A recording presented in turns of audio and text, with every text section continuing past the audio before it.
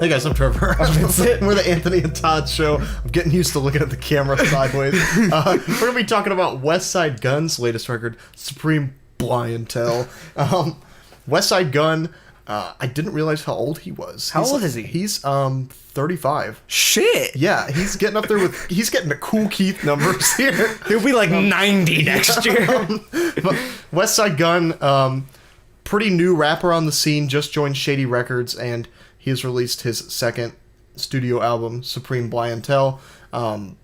I most got familiar with him last year when it was announced he was going to be making a collaborative album with Mr. MF Doom called Westside Doom. Two tracks that came out of it. I was more leaning to his side than Doom's side, but I appreciated his additions to the track, but I just felt like the collaborations were kind of weird between the two. I think going back and listening to those tracks, maybe I'll appreciate it a little bit more, but I think he had listening to his flow, it reminded me a lot of like Wu-Tang, especially Ghostface Killah. Oh, yeah. Especially, which comes in fruition with the album title, Supreme Clientele, the Ghostface Killah album. Yeah. But just plus with a B because he's a blood. Also, like, he reminds me a lot of Action Bronson, which I think is funny because they're actually on the track, like a track on Westside Gunn's last album. They were both on a track with each other. I think and you couldn't tell them apart. No, it's kind of weird in a sense, but like they take a lot from each other. Westside Gunn, the styling of Ghostface Killah is there, but it's not as nasally. Like Westside Gunn's really nasally. Yeah, it's like he's like Action Bronson nasal. Yeah,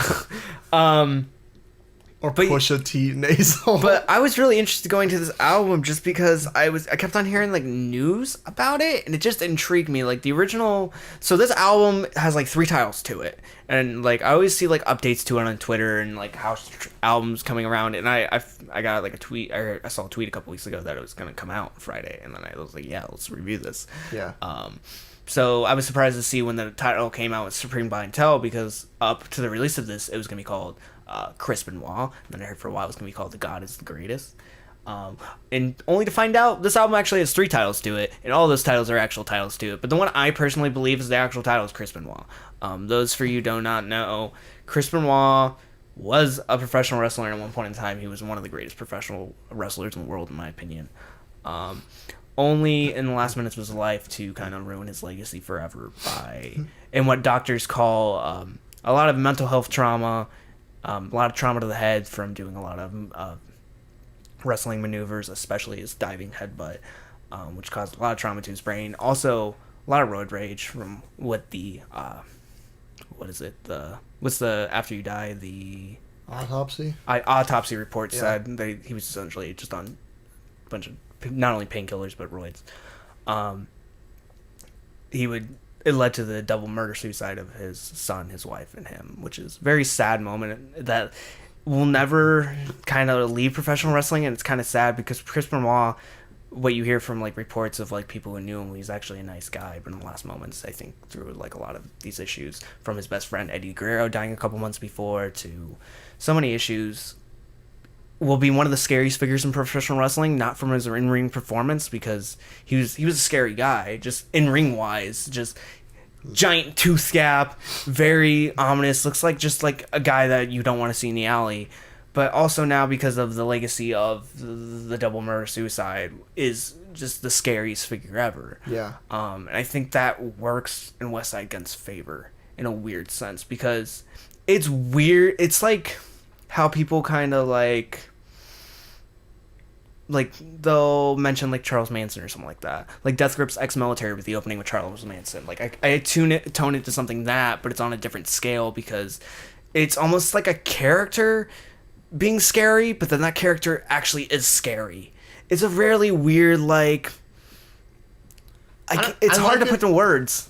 I like the comparison because it makes sense to Westside Gunn himself and to his audience, because to everybody, Charles Manson is a scary figure. Yeah. I mean, you talk to anybody on the street and say, like, you know, who's the scary criminal? Yeah. Charles Manson. Yeah. Nobody ever would say Chris Benoit. Yeah. I would, survey 100 people, you would never get that answer. Yeah. But to Westside Gunn himself, this is almost like personalizing his own record, and I appreciate that. Yeah. I like that he does that. Also, to his audience, I mean, you look at hip-hop figures in that kind of realm, Open Mike Eagle being the hugest example, wrestling references all over the place. Yeah. I mean, on this record, some of them actually my favorite wrestling references because there are a lot of like old like ECW stuff or like WCW stuff, which I think is really cool. Yeah. Because like a lot of people want to make wrestling references now, it's like John Cena, Triple H, Stone Cold. With this one's like Arn Anderson, this is some Rob like, Van Dam, SaBu, like deep cut stuff. Deep cuts, like he knows his audience, but also I think Westside Gunn is staying super true to himself in doing that. I just appreciate that a lot, especially on this record. Yeah, that's just one of the personal things I appreciate about this album. Actually, a lot of is just the kind of just the metaphor of Chris Benoit being there, the title, everything. The different like interview samples. Yeah, the opening with Arn Anderson, which is a great Arn Anderson promo alone, but on this album it just provides this ominous atmosphere,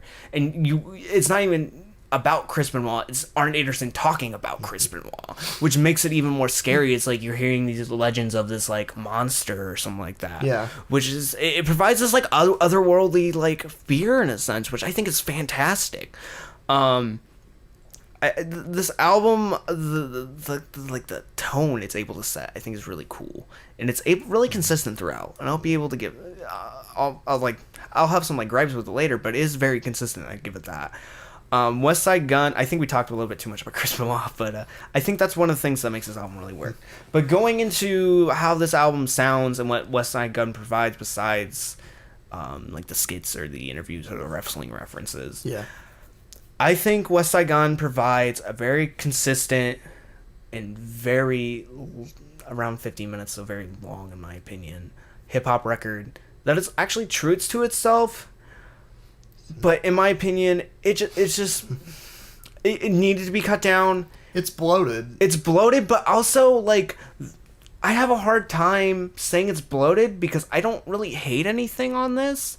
I think my least favorite moments are some of the features, like moments like Brutus. I think are just like, I don't hate it because of Westside Gunn's performance or the production, because the production throughout this entire album is very soulfully kind of jazzy, lo-fi production, which I think is fantastic. There's some fantastic producers throughout the entire record. So like people like Eighth Wonder and I'm trying to think of some other before they come to my head, but people like Eighth Wonder and Around That Nation, Static Selecta, and more will like come to my head as I continue to talk. But Alchemist, that was another one I was trying to think of. So like that kind of like dreamy, almost unreal lo-fi sound, which I think is really cool. And like the production is like one of my favorite parts of this. I think everyone he gets together on this record, it's all very consistent. Even there's so many producers, it feels like one consistent sound. And this album feels like a really living, breathing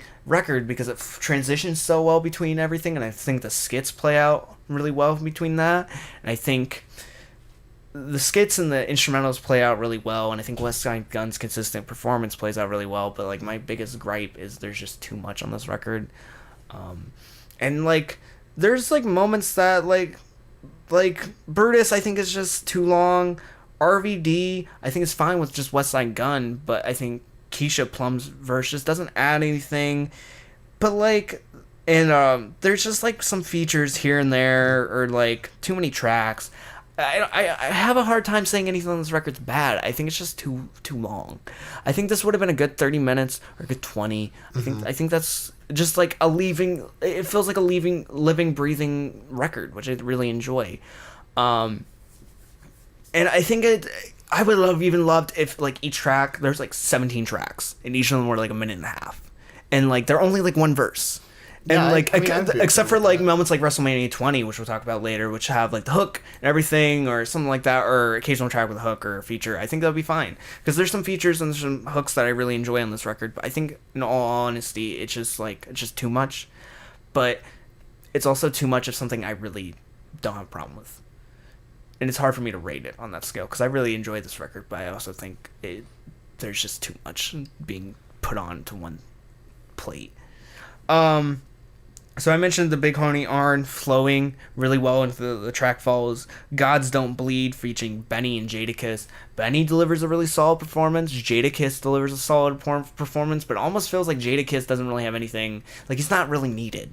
Like, I enjoy his performance, but it doesn't feel like it really needs to be there. Yeah. And also, like, this album has my gripe of, like, the first actual verse being a feature. Like, I that's just the gripe I have with with a lot of records is if you're gonna have a feature, like, put them later, but your first verse should be like not like the skit or like an interlude or something like that, or an opener, like or a sample or like a hook. Your first actual verse should be you, in my opinion, because it sets the stage. And Benny being there, he's great, but this is Westside Gunn, and that's who I came to see. I didn't come to see Benny. And I think Benny does a great job, but it's just not something I was really interested in hearing. Westside Gunn comes out at the end, nasally as all get out, really just charismatic. What I like about him, he reminds me a lot of like 90s 2000s hip-hop. Like it's something I feel like we rarely see, only in instances, and I'll attribute to one recent instance, Lou the Human, the ability to just get up in your face, like charismatic as all get out, but just doesn't give a fuck.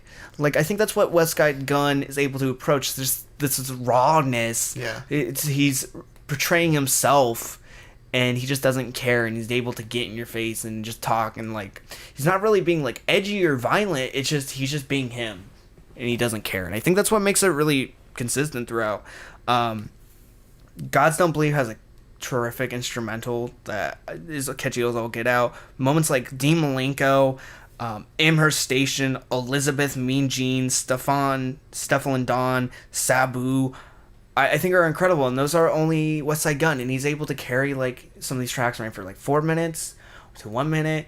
Some of them hooks that are really catchy, that are made out to be so catchy because Westside Gunn's nasally vocals, I think, are just so much fun.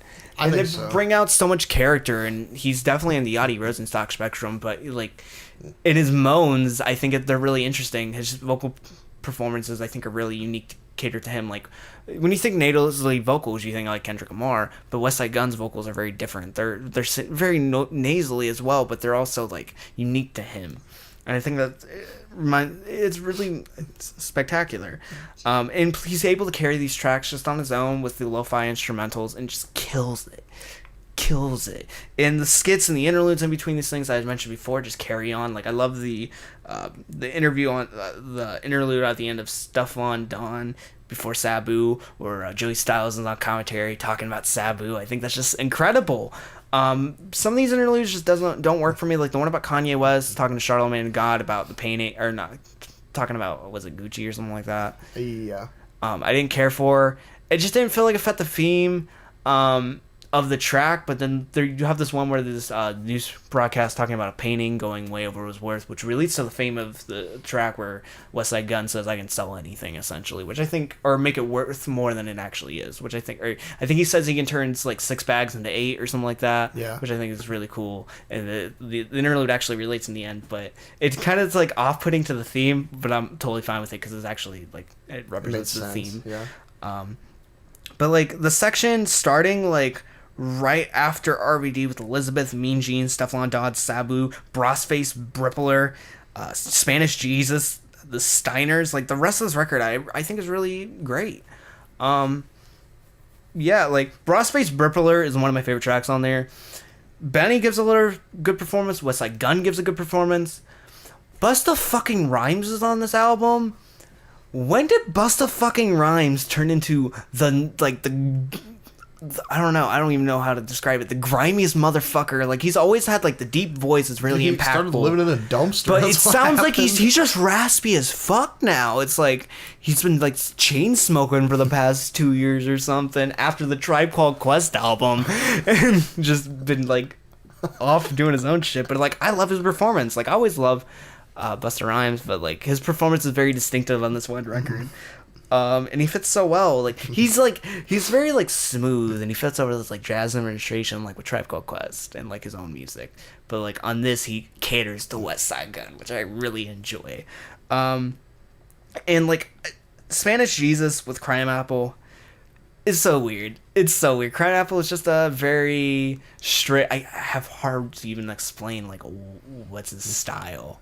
It's just very, just unique. I think you just kind of have to listen to the track Spanish Jesus to kind of just get it. Basically, I just like his performance. What I like about it, and I think I can say the same about Keisha Plum, but I think it just doesn't work on that end. I think it doesn't work with Westside Gunn. I think the two just kind of clash. But like Crimeapple is just. It's very unique to him, but it also fits in like with the dreamy aesthetic, the lo-fi aesthetic that he's going for, but also the griminess that this record contains and the darkness. It's like Crimeapple is able to almost work with that as well, which I really enjoy.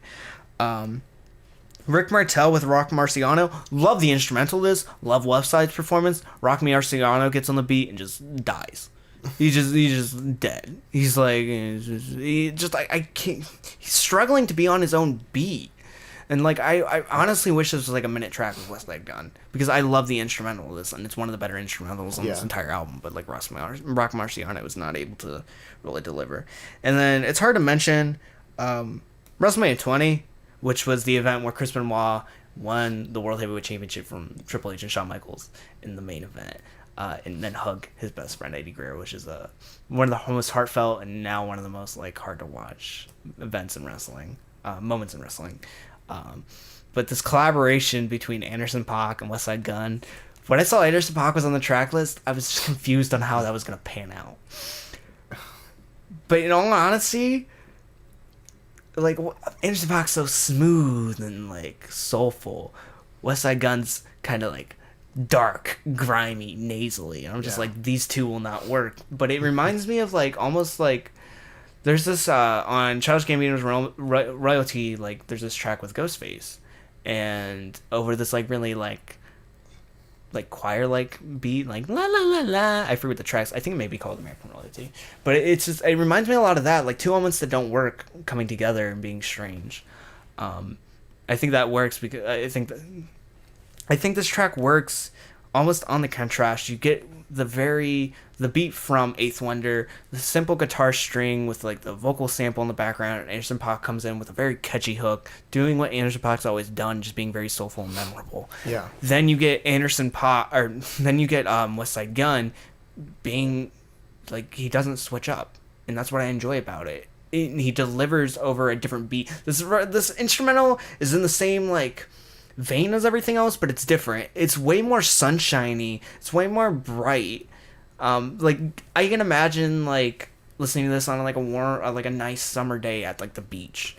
That's what the instrumentation makes me think of. It's very different from the kind of the dark dreaminess of everything else. Mm-hmm. But it works. It's like it's a nice send off as the last actual track before you get into the AA outro, which I just think is kind of just too long for what it is. It would have been nice 30 seconds, but it goes on way too long. And that's like, I don't have anything really to gripe about it besides that. But in the end, like, I really enjoy this record, and the more I talk about it, the more I appreciate it. Like, at first I think I was going to give this like a 7, but I think I appreciate it way too more than that, because I think everything that I enjoy outweighs like the couple moments I think are bad on this. I'm feeling like an 8. I think Westside Gunn does a good job. Like it's gonna go down as like a huge sleeper hit this year. I think, and so. I think if you're kind of unsure, listen to like tracks like Wrestlemania 20 first with Anderson .Paak, because I think that's really easy to access. But then go into moments like Brossface, Brippler, or even like Gods Don't Bleep. I think is an easy track to get into because it's kind of very interesting instrumental with the do do do do, or not do do do. I forget how it goes. It's just this vocal loop over and over again. Yeah. That's what it is. Close to that. But yeah, I think this is a sleeper hit this year, and I think Westside Gunn proved his worth to me.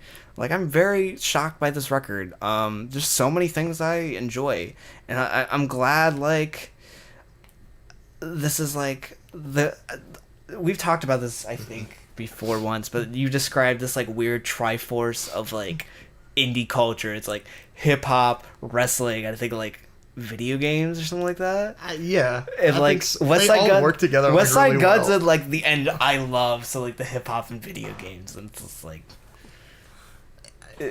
I think that I would definitely agree that this would be a sleeper hit because My biggest takeaway from this record is that Westside Gunn is so himself, and he's so true to himself on this record. And I think there are so many other artists that are trying to be something that they're not. They're trying to be the next Jay-Z. They're trying to be the next Kanye. They're trying to be the next Ghostface. And he easily could have said, I'm trying to be the next Ghostface. And people would have said, like, oh, okay, whatever. And even named his album Supreme Blientele, whatever. I think that a lot of, like, the legendary references to Chris Benoit almost play into it in a 12 Reasons to Die kind of sense, where it's coming at you from, like, a comic book stance. And he's almost, it reminds me of, like, Finding Bigfoot, where they, like, get the get the testimonies about Bigfoot, except for they're getting testimonies about Chris Benoit seeing him in the forest. But so, like, I think that so many of these new XXL rappers or SoundCloud rappers are trying to be all kind of fit into one mold, and Westside Gunn is not trying to act like he's younger. He's not trying to act like he's new and hip to the young kids and to what they like. He is being so honest to himself. He shows his age in his wrestling references, and he shows his kind of worth in the hip-hop community by having such, great dark lyricism, and he's just playing into his own strengths, not trying to be something that he's not.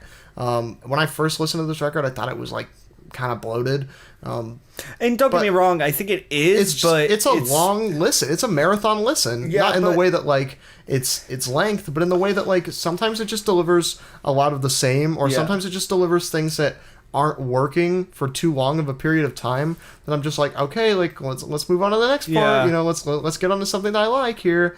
But no, I would definitely agree. I think that this is 8 material here. I am really excited to go listen to it again, because I think that each time I listen to it, I find something new, and just kind of find more reasons to enjoy it. I'd love to see what Westside Gunn does next. I'd love to see any features that he may be offered due to this. I'm excited for that Doom record now. If this thing ever comes out, I'm super excited for it. Okay, like, thinking about it, since Westside Gunn's so heavily inspired by Ghostface Killah, maybe that was actually the Doomstars collaboration.